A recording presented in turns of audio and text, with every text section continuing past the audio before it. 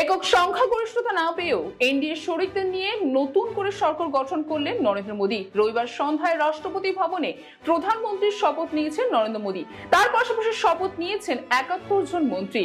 যদিও এবার সরকার গঠনের ক্ষেত্রে নরেন্দ্র মোদীকে তার শরিক দলগুলোর ওপর ভরসা নিতে হয়েছে, যার ফলে মন্ত্রিত্ব পদও কিন্তু ভাগ করে নিতে হয়েছে। যদিও দেখতে গেলে কিন্তু স্বরাষ্ট্রমন্ত্রী, প্রতিরক্ষা মন্ত্রী, অর্থমন্ত্রী, বিদেশ মন্ত্রীর মতন বিশেষ পদগুলি বিজেপি নিজের কাছেই রেখেছে। তবে কোন কোন পদে ভাগ হয়েছে শরিকদের মধ্যে সে বিষয়ে আপনাদের জানাবো। আমরা জানি যে ৭১ জন মন্ত্রী শপথ নিয়েছেন, তার মধ্যে ৩০ জন নিয়েছেন পূর্ণমন্ত্রীর শপথ এবং ৪১ জন নিয়েছেন প্রতিমন্ত্রীর শপথ। তবে এর মধ্যে কজনা নিয়েছেন শরিক দলের মন্ত্রীর শপথ? শরিক দল থেকে মূলত ১১ জন মন্ত্রী হিসেবে শপথ নিয়েছেন, যার মধ্যে আমরা প্রথমেই চলে যাব শিবসেনা থেকে একজন শপথ নিয়েছেন, আপনা দল থেকে নিয়েছেন একজন শপথ।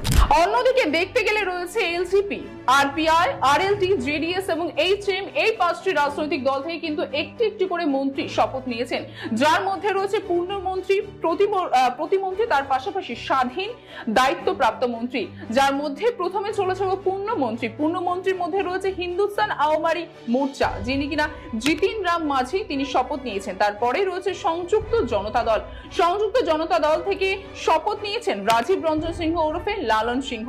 তারপরে তেলেগু দেশম পার্টি থেকে শপথ নিয়েছেন কিঞ্চারামু রামমোহন নাইডু। তারপরে সর্বশেষ রয়েছে পূর্ণমন্ত্রীর তালিকায় লোক জনশক্তি পার্টি, রামবিলাসের চিরাগ পাসওয়ান।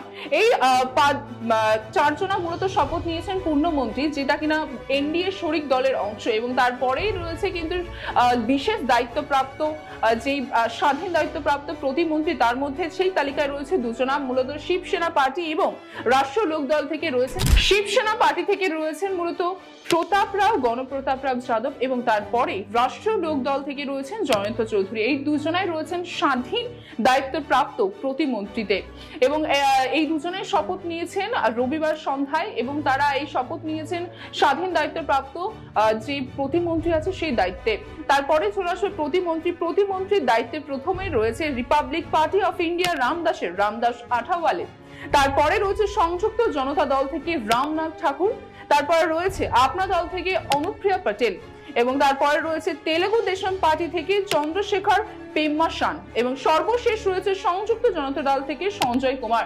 তো মূলত প্রতিটি দল থেকেই কিন্তু রয়েছে পূর্ণমন্ত্রী, প্রতিমন্ত্রী এবং তার পাশাপাশি স্বাধীন দায়িত্বপ্রাপ্ত মন্ত্রী।